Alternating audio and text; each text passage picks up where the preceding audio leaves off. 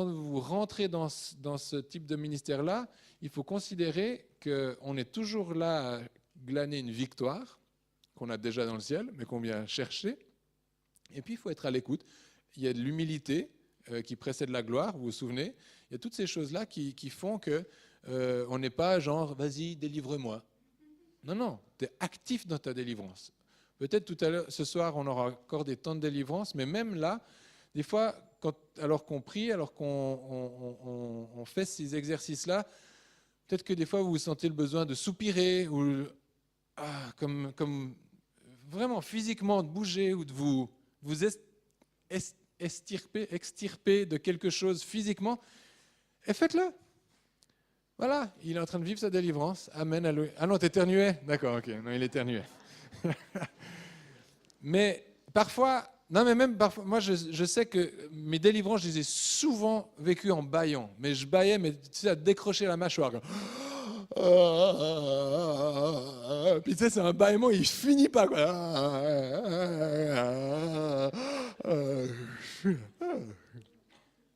Et là, tout le monde bâille parce que non. Et alors, tu as l'air bête, ouais, mais peu importe. Mais physiquement, il se passe quelque chose, et puis tu peux décider de bloquer, c'est-à-dire, non, non, moi je ne baille pas. Et tu ne bailles pas. Ou de dire, ok, qu'est-ce qui est en train de se passer dans mon corps? Est-ce que je veux laisser le Saint-Esprit agir? Oui, je veux laisser. Puis ça peut être des tout-sautements, des fois c'est des choses différentes, des gestes, des cris, des choses comme ça. Puis c'est aussi genre, allez, et je participe à ma délivrance. Donc c'est à chacun de vivre son truc. Hein. Vous faites comme vous voulez, mais si vous voulez les garder, vous pouvez aussi les garder.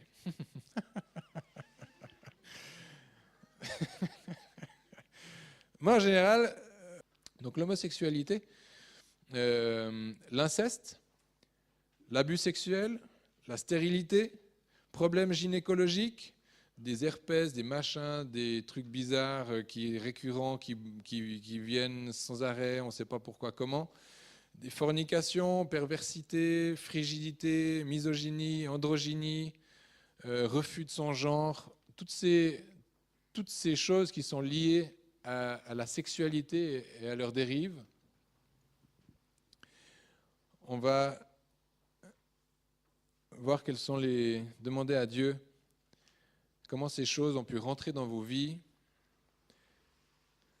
et puis faire notre petit chemin. Vous êtes prêts? La liste n'est peut-être pas exhaustive. Hein. Vous mettez, vous l'amplifiez si vous voulez, vous rajoutez. Jésus, montre-moi le droit ou les droits que l'ennemi a dans ma vie concernant ma sexualité ou les dérives liées à ma sexualité.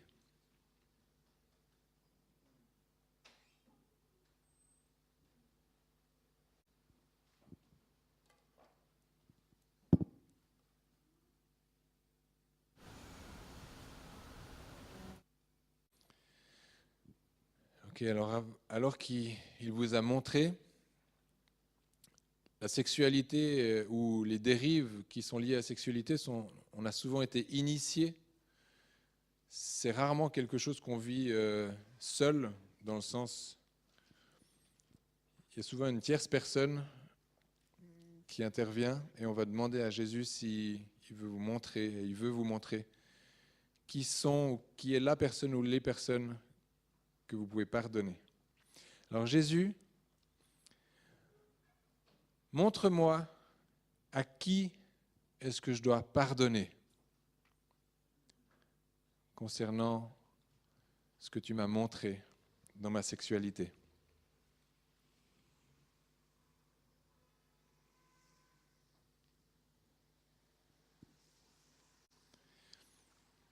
Vous pouvez dire, aujourd'hui, je décide de pardonner à telle et telle personne qui m'a initié, qui m'a introduit, qui m'a amené dans ce chemin pervers concernant ma sexualité, qui a perverti ce qui était saint. Et je veux lui pardonner aujourd'hui.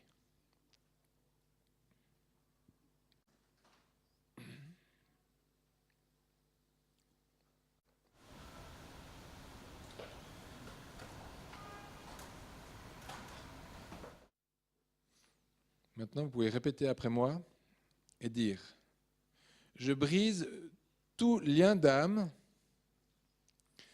de corps et d'esprit malsain avec cette personne.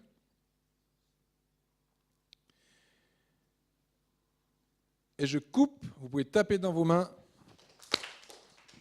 toute influence malsaine de cette personne dans ma vie, sur mon corps, mon âme et mon esprit.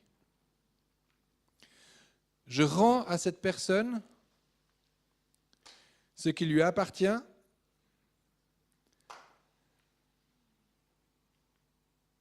et je reprends de cette personne tout ce qui m'appartient, tout ce qui m'a été volé.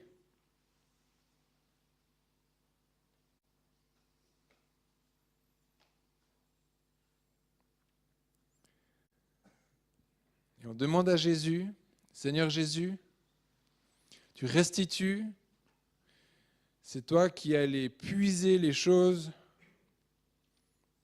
au travers de ton sacrifice, c'est toi qui es la ressource, c'est toi qui es la vie, c'est toi qui es la vérité.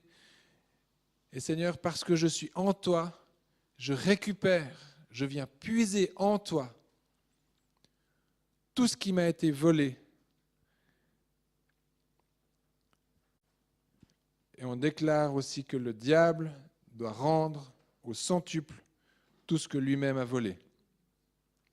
Dans le nom de Jésus.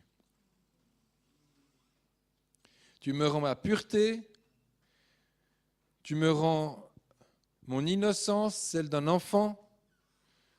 Tu peux me rendre aussi ma virginité, le cas échéant. Tu permets que je puisse à nouveau aimer mon corps. Tu permets que je puisse à nouveau me regarder dans un miroir. Tu permets que je puisse à nouveau recevoir des caresses, des touchés. Tu permets, Seigneur, que je puisse à nouveau être libre, être comme lavé, comme au jour de mon baptême, lavé dans une eau pure, de toute salissure, de tout abus, de tout ce que j'aurais pu hériter ou recevoir. Je le reçois de ta part, Seigneur Jésus. Et on va demander à Jésus à quel mensonge j'ai cru. Alors Jésus, peux-tu me montrer à quel mensonge est-ce que j'ai cru ?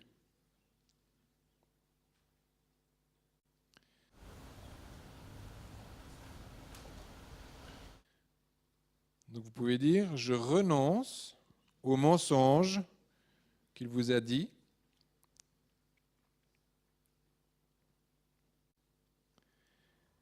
Et je demande à Jésus, vous pouvez dire, je te demande, Jésus, que tu viennes me dire quelle est la vérité sur ce sujet, concernant ce sujet, concernant cet abus, concernant ce que tu es venu racheter dans ma vie. Quelle est ta vérité pour ma vie ?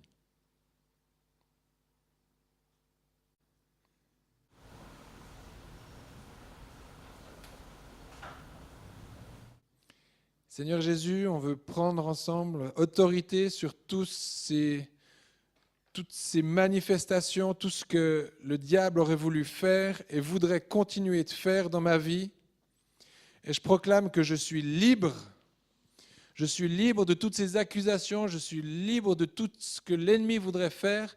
Et je lui interdis non seulement de remettre ses sales pattes sur moi, et je prends autorité sur mon corps. Et j'ordonne vraiment, je proclame que Dieu est souverain sur mon corps. il est souverain dans ma vie et que le diable n'a aucun droit sur ma vie, sur mon corps, sur mon âme, sur mon esprit. Il doit retirer ces sales pattes de ma vie, ces sales pattes de mon corps, ces sales pattes de mon âme et de mon esprit. Il n'a aucun droit dans le puissant nom de Jésus. Amen. Et Père, tu es celui de la provision, tu es celui qui nous couvre de ton abondance. Et je prie, Seigneur, que tu viennes avec un esprit de pureté, que tu viennes avec un esprit un esprit qui vienne raffermir mon identité en toi, qui vienne me reconstruire, qui vienne m'établir comme quelqu'un de saint, comme quelqu'un que tu as toujours eu entre tes mains, c'est-à-dire que quelqu'un qui n'a pas été sali par le péché, sali par toutes ces choses viles. Et Père, moi je veux me réfugier en toi et dans ta sainteté. Et je proclame un esprit non seulement pur, saint, libre de toute iniquité, dans le puissant nom de Jésus, sur ma vie, sur la vie de mes frères et sœurs. Vous pouvez dire sur ma vie et sur la vie de mes frères et sœurs. On est corporatif, mais on prie d'abord pour nous-mêmes. Et ce qu'on a reçu, à notre tour, on est capable de le donner à d'autres. Amen. Ça va ? Certains peut-être ont réalisé que c'est un peu court de tout traiter là, maintenant, comme ça. Mais c'est aussi l'occasion, c'est aussi quand on demande à Dieu, là où il veut nous rencontrer, des fois ça fait tout. Il y a une liste, tu dis oula, oh. Et j'aimerais vous encourager à considérer que le travail qu'on fait là est bien sûr un travail important, mais que, et vous le verrez dans votre cheminement, notamment on l'a vu dans la dimension du pardon, c'est qu'on ne peut pas pardonner de manière générale. Vous avez remarqué ça, hein? S'il y a quelqu'un qui vient, ouais, je te pardonne. Enfin, vous allez vers quelqu'un, ouais, je te pardonne. Ou, c'est la même chose là. C'est pas d'ouvrir la boîte de Pandore, hein. Mais c'est de spécifiquement vous concentrer sur ce que l'Esprit vous montre, qui veut aujourd'hui guérir dans votre vie, pas qu'il néglige les autres choses, mais parfois on est prêt à vivre certaines guérisons, on est mûr, et d'autres pas. On n'est pas mûr, pas prêt. On n'a pas la révélation. On sait que c'est quelque chose qui nous coûte ou qu'on n'aime pas dans notre vie, mais je ne suis pas prêt à lâcher. Et Dieu, ça, le sait très bien, même mieux que vous. C'est pour ça qu'il faut être attentif à ce que le Saint-Esprit veut faire aujourd'hui dans ma vie. Et c'est pour ça qu'à chaque jour suffit sa peine et que, de toute façon, la victoire, elle est obtenue, hein. On a la victoire. Donc, il n'y a pas de stress à avoir. Il n'y a pas de condamnation à recevoir. Ça, c'est clair. Vous comprenez ? Par contre, ce n'est pas parce qu'il n'y a pas de condamnation et de stress à recevoir qu'il faut rester les mains dans les poches puis attendre que la vie passe. Vous voyez la nuance ? Donc ça veut dire qu'il y a une dimension, on peut être actif dans notre sanctification et je vous invite à le faire. Mais si on dit rien et si on fait rien, le diable il continue à prendre du terrain. Puis après on dit, mon Dieu, que se passe-t-il dans ce monde ? C'est une lourde responsabilité qu'on a.